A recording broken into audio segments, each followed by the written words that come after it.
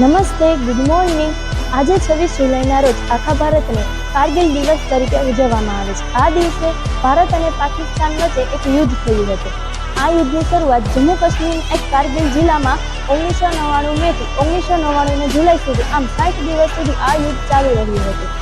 આ યુદ્ધનો અંત 26 જુલાઈના રોજ થયો હતો અને ઘણા સંઘર્ષો બાદ આ યુદ્ધનો જીત મેળવ્યો અને સૈનિકોએ પોતાના જીતનો ઝંડો લહેરાવ્યો હતો.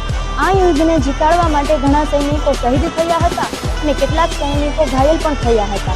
આવી જ રીતે આ યુદ્ધને જીતાડવા માટે એક ઓપરેશન વિજય અભિયાન શરૂ કરવામાં આવ્યું હતું. તેમાં વાયુદળે ઓપરેશન સફેદ સાગર નામનું હાથ ધર્યું હતું કે જેના કારણે સૈનિકોને આ યુદ્ધ જીતવા માટે સરળ રસ્તો મળી ગયો હતો.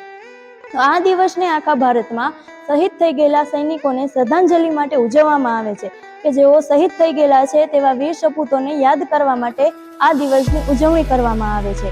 તો આવી જ રીતે વિવિધ નવા દિવસોની જાણકારી મેળવવા માટે અમારી સાથે બન્યા રહેજો અને અમારી સ્કૂલને સપોર્ટ કરજો. અસ્તુ.